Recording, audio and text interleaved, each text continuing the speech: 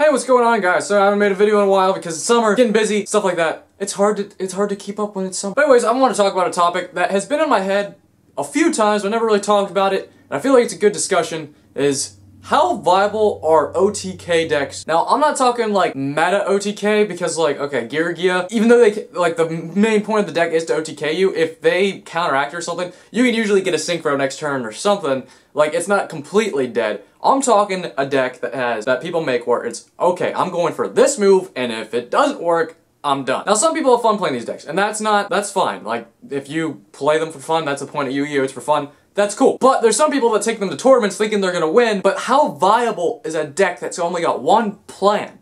Like, really, how viable is that? Like, okay, Electrum OTK can do some crazy stuff because it repeats and it replenishes, so you can try to keep pulling it off if it doesn't go as planned. While on the other hand, Five-Headed Dragon OTK with Megamorph is if you attack them for like 10,000 points or something, and you trap stun him or something like that, and if that doesn't go through, you're done. Yeah, you can maybe 7-5 dragon, maybe make him again depending on how many dragon mirrors you play, but like, that's not gonna happen. Or Dragon Master Knight OTK. It doesn't matter. Now, I understand the OTK thing, like it can work out in a tournament sometimes. There has been OTK decks that has top, current, weryugioh, stuff like that. But I'm just letting you know. I mean, many people already know this, but if you're playing a deck, I'm just telling you my personal opinion. I wouldn't take an I would not take an OTK deck to a big tournament. Locals, that's whatever. Locals is fun, you know, but I definitely want to take it to a regional. If you're gonna take a deck that has OTK capabilities, make sure it can come back or has other plays, or the main focus isn't necessarily an OTK. Good example, Raccoons. Raccoons can OTK you pretty good, like bam, like they can swarm pretty quick depending on how your play set up. But also, they can sit and stall on their traps and stall on their XCs and stuff like that, but they can OTK, but they also cannot. It depends what the plays go. It's not, OTK isn't their main thing to go do, though they can do it, if given the right circumstance. You need to learn that OTKs just aren't viable. I mean, most people already are aware of this, but you still see decks or people trying to top with them, and it's just, I don't get the draw. Like I already said though, I understand that it's for fun, and that's fine. Fun is what this game is about.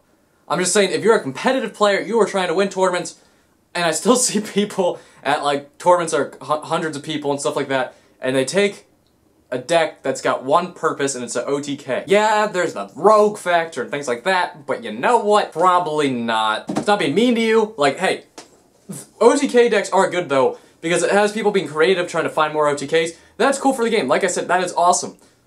But it's not probably, no matter what, a deck that only has one purpose to OTK will probably never become super competitive. Burning decks, they are competitive, but OTK damage decks, I don't think so. This isn't a long video, this is just me talking about my opinions of it, and like I said, my final thoughts are, do not take an OTK deck to a tournament unless if it's one that can do other things, like weryugioh, Raccoons, 6-Sams, even though I won't even take them now, but like old 6-Sams, they could OTK, but at the same time, they could also sit and stall and stuff like that on traps. It's decks that can OTK, like Dragon Rollers. They can OTK, but they can also do other things with like Soul Charge and stuff.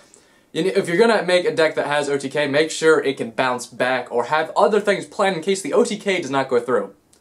That's pretty much what I'm trying to say in my final thoughts about that. Now guys, I know this was a short video. Like I said, I've been busy. I'm trying to make videos. I really am. It's just like all my friends are out of school. Some friends in the classes below me graduated. So I went to graduation, things like that. I'm just kind of busy. I will get on track eventually because friends are going to start working after senior week and all that. And I'm gonna have stuff to do too, but I will try to make room for videos, just to let you know. Thanks for watching, guys. If you like this video, thumbs it up, subscribe, whatever. Let me know what you think down below, and I'll see you later, guys. Peace!